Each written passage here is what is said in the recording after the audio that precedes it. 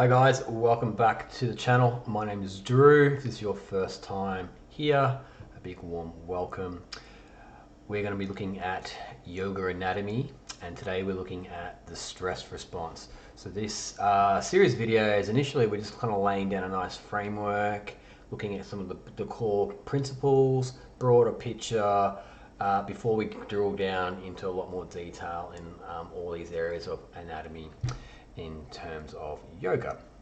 Now, so why do we study anatomy for yoga? So because if you understand anatomy, we understand how the body works mechanically, neurologically, biochemically, biomechanically, and that gives us a lot of power to then apply specific tools and techniques that we find in yoga particularly, or in other exercise styles, and we can apply them in a way that's working with the body, not against the body.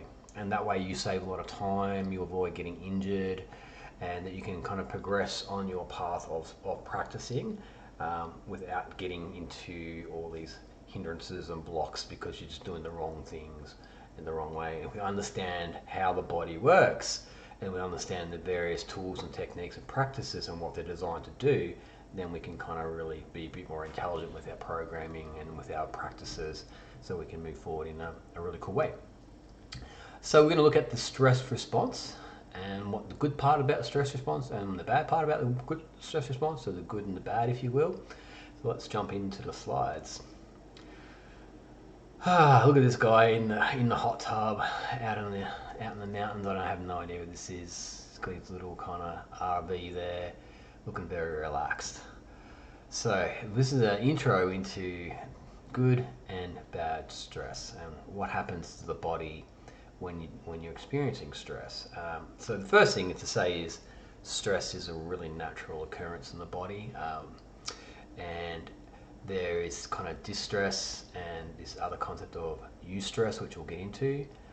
But thinking of stress in itself as bad is not really the good way to look at it, because it's here to keep us alive, essentially. It's kind of like this evolutionary thing that's evolved to keep us alive, and stress response is all about maintaining bodily functions so that you can do the things you need to do. So let's have a look at that. So stress. Your body is hardwired to react to stress in ways meant to protect you against threats from predators and other aggressors. So keeping in mind, we're evolutionary beings. We evolved in basically out in the wilds, if you will, hunter-gatherer tribes, and as we've kind of progressed through the centuries, humanity has slowly evolved.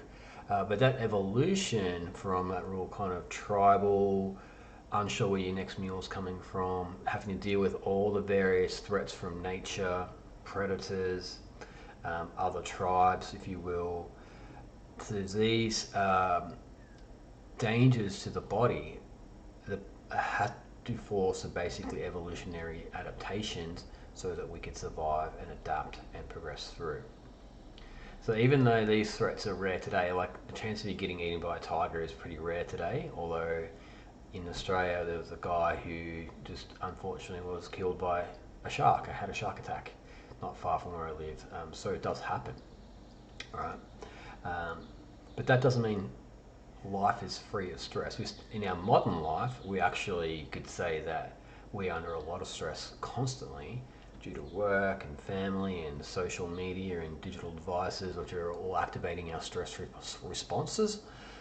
So you could almost make an argument that potentially we're in a more heightened state of stress than we were potentially longer ago.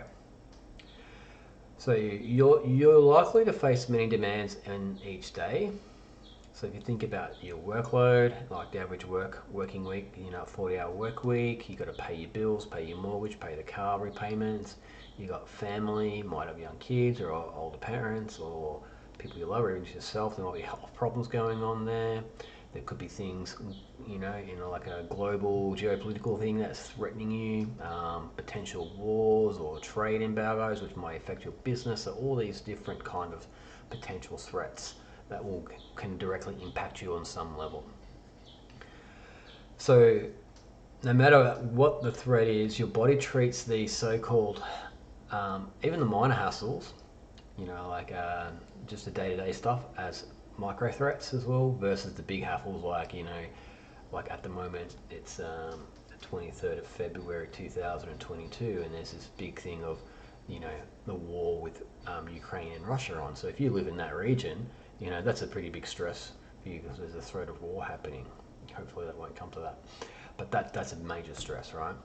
As a result, you may feel as if you're constantly under attack. So depending what's going on in your life, we're always getting these stresses coming in, and the way we manage and deal and cope with that stress can directly affect our health and well-being. So we want to really help manage stress, and yoga particularly has these excellent tools and practices which have been developed over thousands of years specifically to help people manage stress, which is pretty cool, right? So we don't have to reinvent the wheel so much. Sometimes you just need to kind of look what our ancient teachers and the wisdom of these practices have kind of shown us. So let's jump in a little bit deeper. So before that, we want to understand the natural stress response. So let's just kind of go through this, and we'll kind of like workshop it out a little bit. When you encounter a perceived threat, such as a large barking dog during a normal morning walk, so we take our doggies for a walk every morning, and then occasionally we'll come across a dog who's big and loud and gruff. They're usually just teddy bears, but you get that little bit of, ooh, you kind of, you prick up, and you kind of look around, and you kind of look for that source of where that bark is coming from, and you're instantly trying to figure out, is that dog going to attack our dogs or us, or is it just all bark and no play, so to speak? So you kind of instantly go into that mode of trying to sort out what's going on.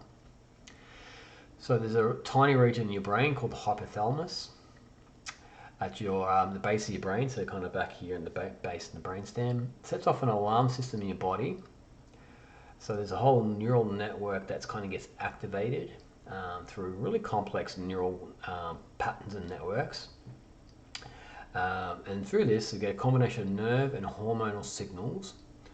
And this system prompts your adrenal glands located atop your kidneys to release a surge of hormones, including adrenaline and cortisol. So what happens, the dog barks, you register that, so you hear the noise. Maybe you see the dog as well, but you most likely the dog's barking and you hear that.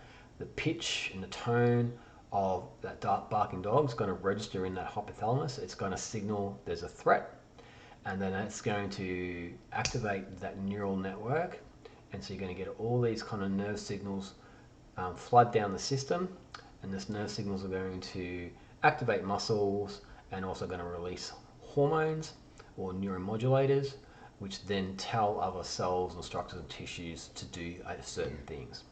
Okay, so in this case, we've got this neural network that's activated, and it's telling the adrenals, which sits above your kidneys, so it's just in the lower back, just below the 12th rib, to release a surge of hormones including adrenaline and cortisol. Adrenaline increases your heart rate, elevates your blood pressure, and boosts your energy supplies. So you get that flood of adrenaline, heart rate beats quicker. Quicker heart rate equals more blood pushing out through the system, so you're going to get increased blood pressure, and then you're also going to get an increase in energy supply. So you're getting more blood flow equals more oxygen and glucose delivered to the tissues and the cells, so you're going to get an increase in blood supply. You're also going to release a lot of sugar into the body, so either stored sugar that you've got, it's going to be released, and so you've got this kind of a lot of glucose flooding the system. Cortisol, the primary stress hormone, increases sugars, glucose, in the bloodstream, enhances your brain's use of glucose, and increases the availability of substances that repair tissues. So in this acute stress response, we get that brain gets a lot of energy, and also any of the working muscles that you're going to need to either fight or run away, they're going to get a lot of energy. And interesting enough here, you get a lot of kind of substrates that repair tissue. So you're kind of getting ready to, the repair phase usually comes after, but it's kind of preparing, I guess, that there's going to be some tissue damage at some point. So it's getting ready to repair it.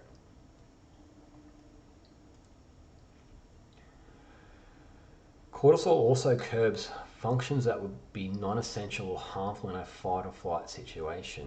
It alters immune system responses and suppresses the digestive system, the reproductive system, and the growth process. This complex natural alarm system also communicates with the brain regions that control mood, motivation, and fear. So it's quite a complex interaction of things happening. So we've got curbs functions that would be non-essential or harmful in a fight or flight situation. So basically what happens is all the body's resources are diverted to survival and threat detection and minimization. So if you're in a threatful situation, you've really got three choices. You can either get out of the situation, so that's the kind of the flight, so you remove yourself from the flight. So for example, where I live down in south coast New South Wales in Australia, a couple of years ago we had massive bushfires come down through here, and most people chose to remove themselves from the path of the bushfire. So that's a flight mechanism. That's like, I'm out, I'm done, I'm getting out of here, my house is insured, I don't care, we've got the kids, we've got the dog, we've got the goldfish, we're gone. All right. There were some people who chose to stay and try to defend their houses, and most of those people survived, but there were a few people who did not. So they were able to overcome that initial runaway response and say, you know what, for whatever reason, I'm going to choose to stay and fight. So that's the other one. So they chose to stay and confront the danger, to fight the danger, whatever that is. In this case, it was a bushfire.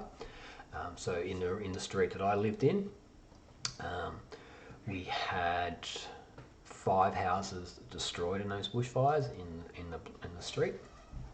I was actually away during that time, so I wasn't even here, but there were people in the street who did stay to try to put out those fires, and actually one of our neighbours put out our fire that was on our front yard, so they kind of saved the house we were living in, which is kind of cool.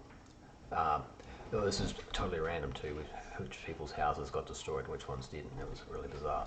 So you can override that fear response to run away, and you can choose to stay in the fight. And if you look in a lot of military training and like first responders, a lot of part of their training is to kind of override the initial fear response of getting out of danger, so that they can stay and, you know, do their job as first responders, police, firemen, and military, because it's not natural to move toward danger for most people. Most people, you want to get yourself out of danger. The last kind of part of that puzzle is the immobilization or the freeze response. So that's kind of either where people just don't know which decision to make, so that they make any decision, they just freeze. Or there's another part of that too, whereas if you do sense danger and you stop and be very still, maybe that predator will keep going past you and not notice you. So there's that another immobilization freeze response that can potentially happen. So we have these 3 kind of core mechanisms of stress and how the body responds to the stress. So when you do get that stress response, one of the first things that's going to happen is you're going to get an increase in blood pressure, heart rate, respiratory rate. You're going to free a lot of glucose in the bloodstream and prepare the body for the stress, whatever that's going to be.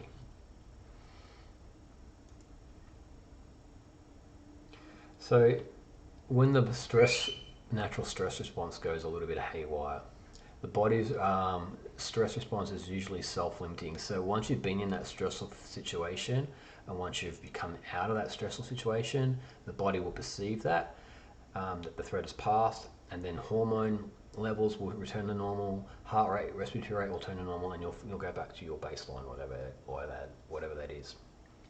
As adrenaline and cortisol levels drop, you'll get those decrease in those kind of vital signs, and you'll return back to that baseline.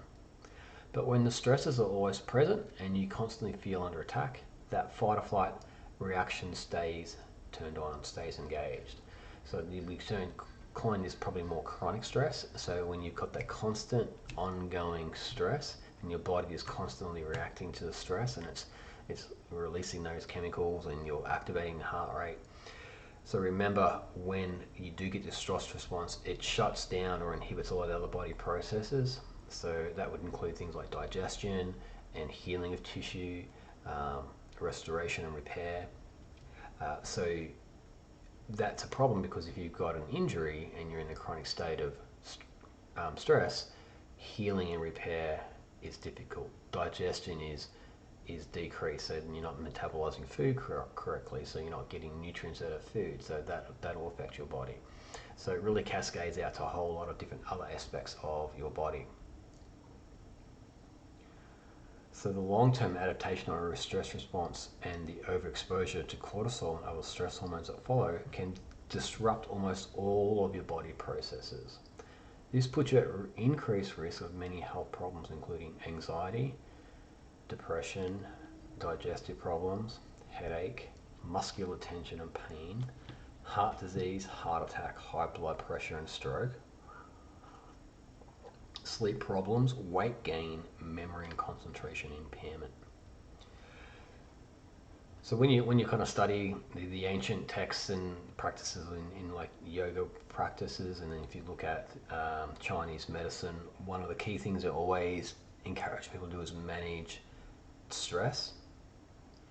And at a global level, just the practice of yoga, just the practice of doing qigong or tai chi, because they require this mind-body connection and to be mindful and to be calm and relaxed while you're doing the practices, you essentially are training your body to calm down. So you're training your stress response. So if you've been stressed at work, you go to yoga, and after an hour or 75-minute class, you are then letting your body self-regulate back to that normal baseline. So with practice, you can kind of get out of the chronic stress states or the bad states and come back to your baseline. That's really, really important.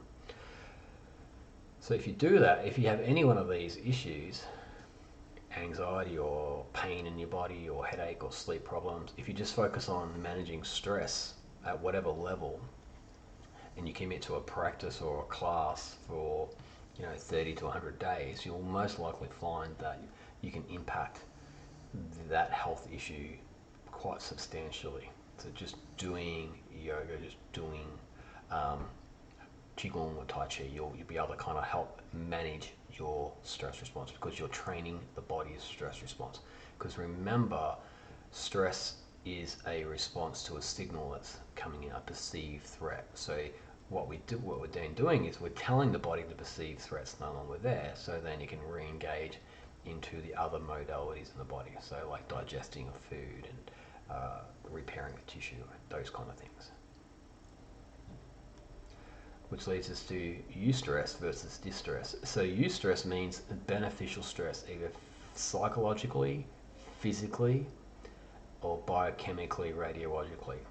So essentially what happens is when you apply a bit of a stress to the body, there's a adaptation process that happens. And exercise, a good example is, so you do 5 push-ups one day, and then the next day you do 6 push-ups, and the next day you do 7, and before you know it, you're doing 30 push-ups. You just apply a little bit of stress, you get into that slight discomfort zone, just beyond your current capability, or you're challenging your current capacity, and then the body will then react to that and grow new tissue, lay down more collagen and protein, activate more motor units, so you get a little bit stronger, you get a bit more chest muscle, a bit more arm muscle used, and so then you adapt to that stress.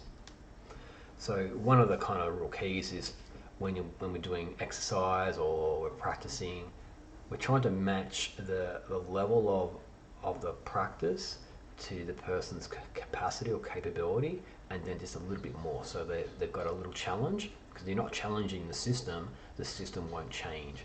So it needs a little bit of a challenge there, and that challenge could be physical challenge, it could be a mental challenge, it could be emotional, it could be energetic, so just depending where you want to apply the challenge. But exercise itself is such a powerful tool, because when you're moving with exercise, you're also engaging your mind and you're engaging your breath, and when you can integrate those 3 components together, they all have really powerful kind of interactions with the nervous system, and so then via that mechanism you can regulate the body's nervous system.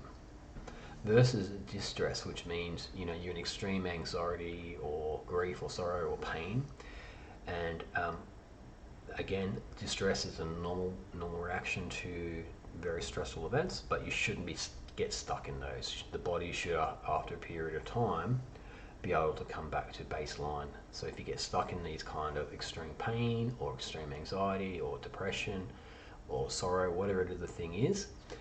We need to help people then get out of those patterns, those samskaras, if you will, and so they can get back into normal regulation of the nervous system, where if they get in a stress response, then they get stressed, then they come back to baseline, and then they can relax and repair and recover. What's really, really important to kind of appreciate is we can train this stress response. So we can train a whole different series of ways, and yoga has a whole system around training the stress response. Because yoga really appreciates that, like for example, breathing has a really, really powerful impact on the nervous system and oxygenating in tissues. And to breathe, you need to concentrate, so there's a deep connection to the brain. So if you want to consciously breathe, you have to really think about it, and the act of thinking and connecting to breath, it will decrease the activation of the nervous system particularly. So there's a really powerful kind of link between breath and movement and the brain, and vice versa. So we use movement to indirectly start to decrease the nervous system activation, if you will. And in that way, we've got a really powerful tool we can start to employ with practice over time to find balance back into the system. So we have this kind of model, if you will, and this is Dr. Andrew Huberman's model, which is awesome, which I like to use. And this picture here, if we go to openstacks.org, you'll be able to find this here in the divisions of the autonomic nervous system here. And this is where this comes from here. So this is part of the parasympathetic division of the autonomic nervous system that we're looking at here. So we just scroll down. So you've got spinal cord and all the different nerves that come out of the spinal cord, and then we've got cranial nerve 10 here, which is known as the vagus nerve. You may have heard of the vagus nerve, it's getting quite popular at the moment. So it's connected to the parasympathetic nervous system, which is the calming aspect of the nervous system, and we'll go in a lot more detail into the nervous system in another video. Today we're just doing a little overview.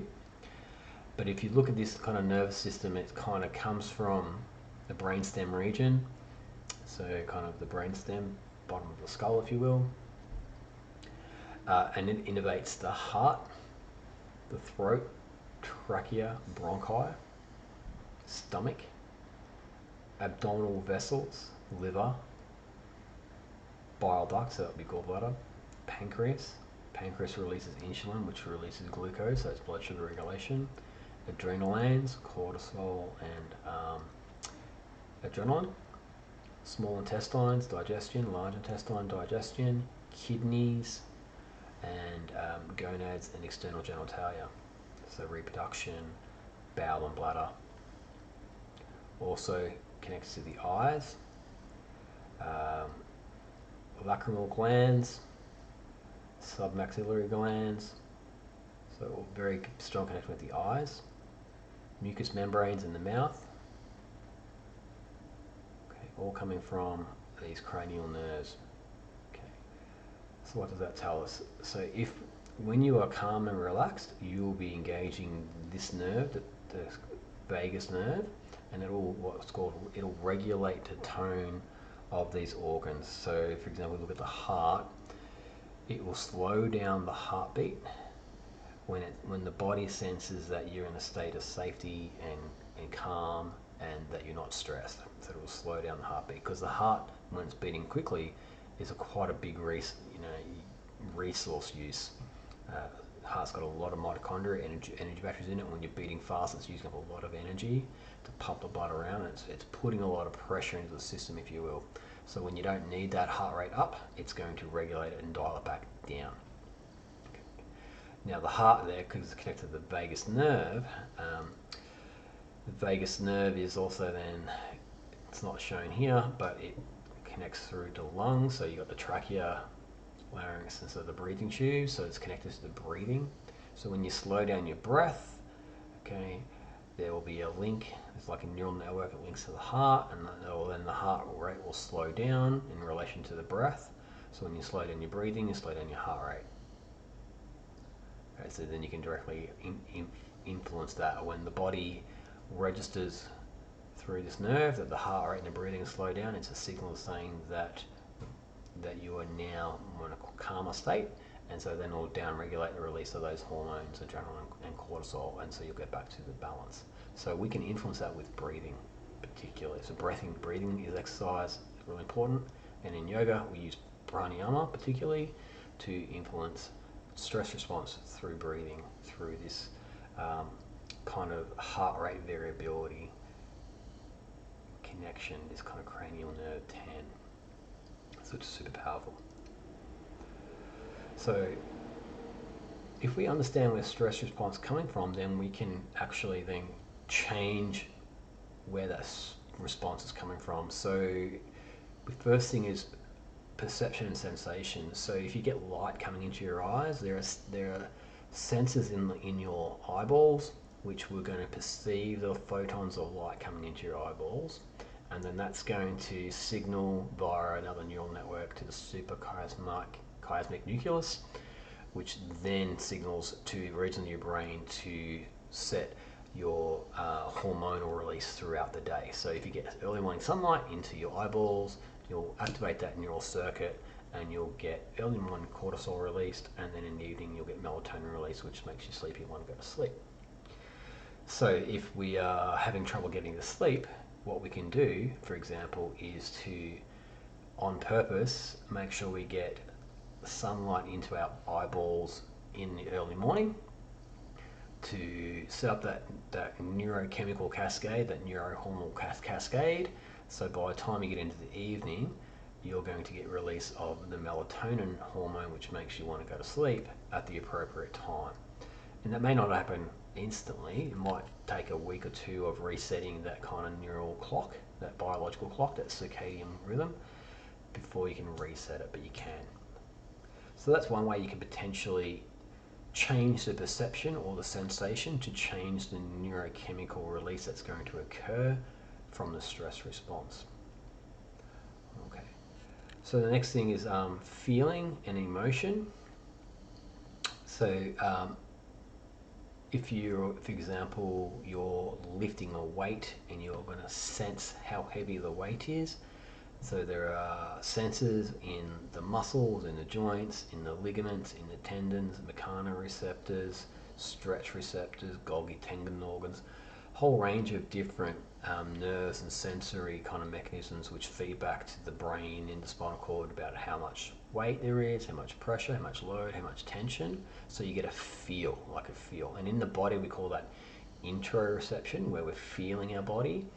And in terms of movement we call that proprioception. So you're feeling, you're getting all this sensory feedback coming in about where your limbs are in space, what they're doing, how much force, how much tension, how much pressure is going on there.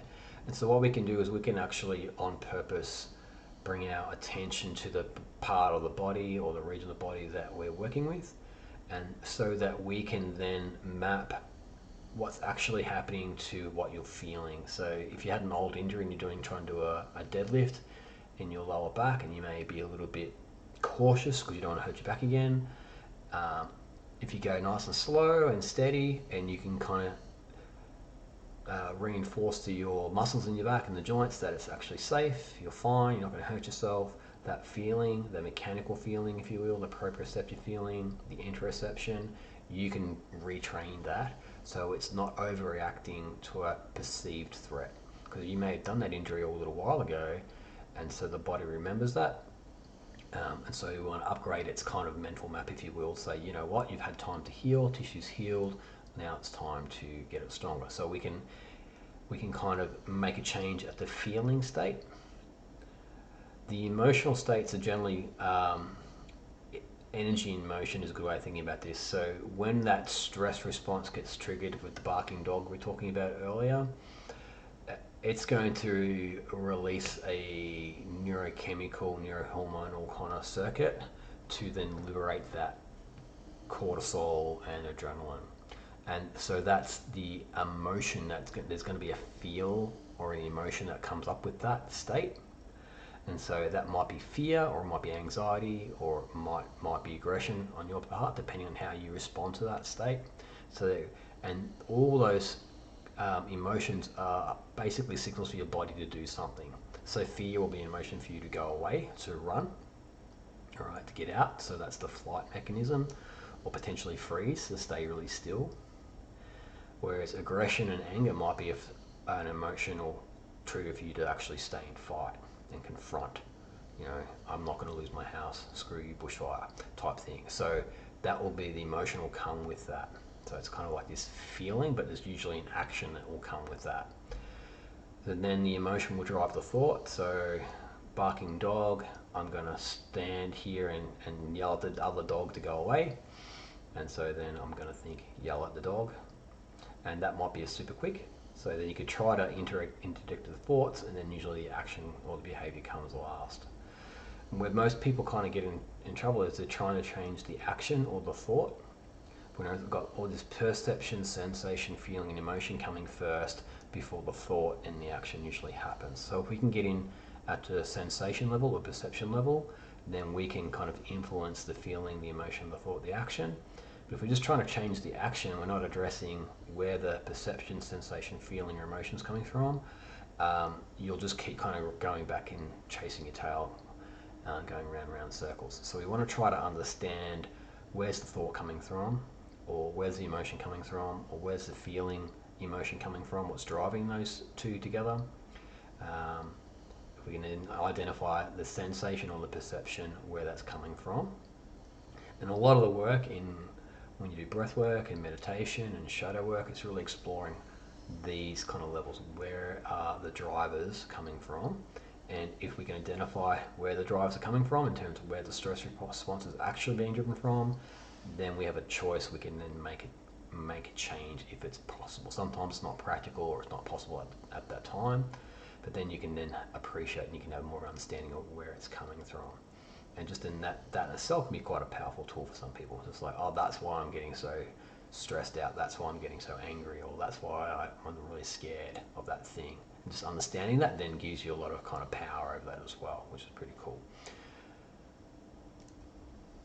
So in kind of like the yoga concepts, we have, for example, mudra and kispa. So mudra is like this kind of depressive state of mind. So that's where the mind is kind of very sluggish, very heavy, thinking is dull, motivation is really low, you don't want to really do anything, energy is low. Kind of what we kind of know more in the West is depression. And then sipta, or anxiety, is kind of the opposite. It's where your heart rate's up, respiration's up, your mind's really busy, 1,000 thoughts a second, kind of very anxious, nervous energy, stressed.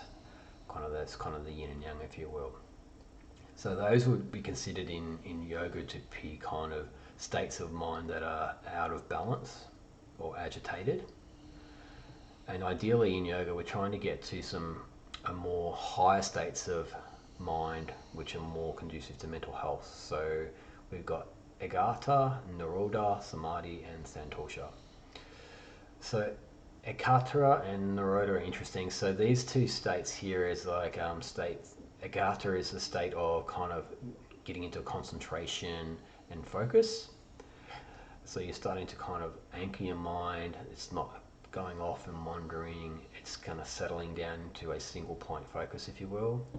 And the goal really is to kind of get to this state of nirodha, which is where the mind is really calm, it's clear, it's anchored, it's relaxed, but it's focused at the same time.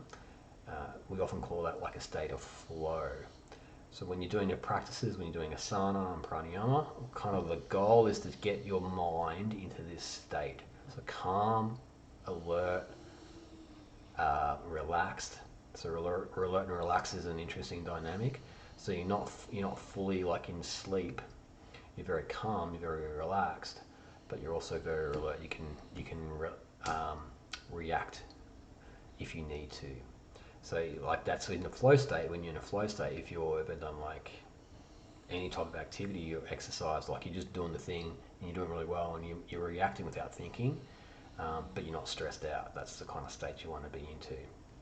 So that's where you can get to that state with pranayama, with asana then pranayama is really good, and then that will lead you into meditation. So where you've got this really kind of calm, still state of like water, and then you can start to kind of go into deeper meditation. Where the kind of goal there is to get to samadhi, where you're integrating all brain levels together. So prefrontal cortex, midbrain, brainstem, all the sensory perception kind of mechanisms happening in the body. So that's all in coherence, it's all working together versus separate pieces working kind of individually and kind of clashing with each other. Here, the body-brain state is kind of fully integrated, if you will, as one.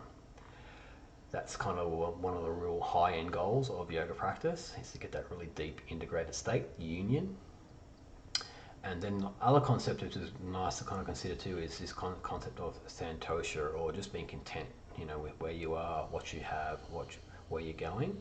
It's not that reaching. It's just like wherever you are right now, you're okay with. So achieving these kind of states, these mental health states, is really integral in yoga practice.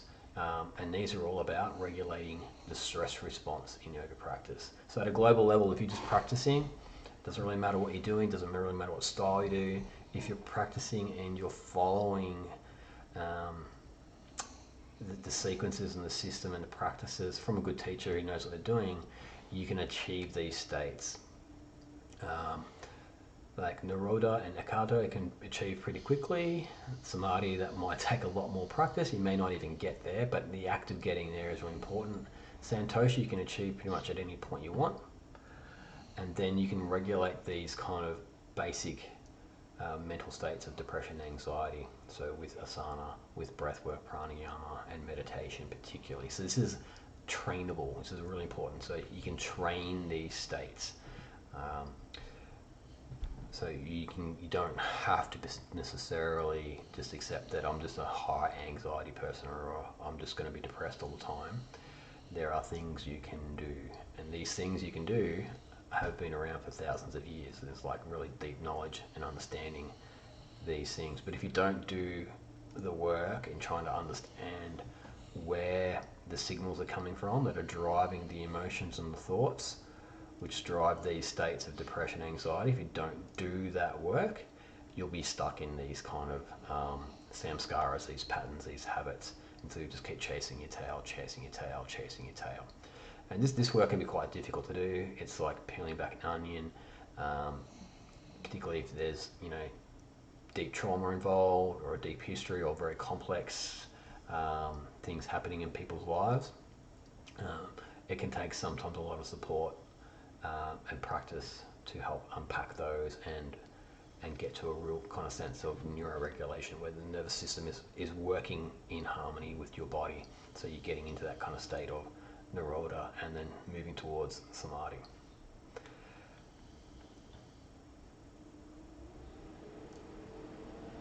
So guys, that's kind of like an overview of the stress response.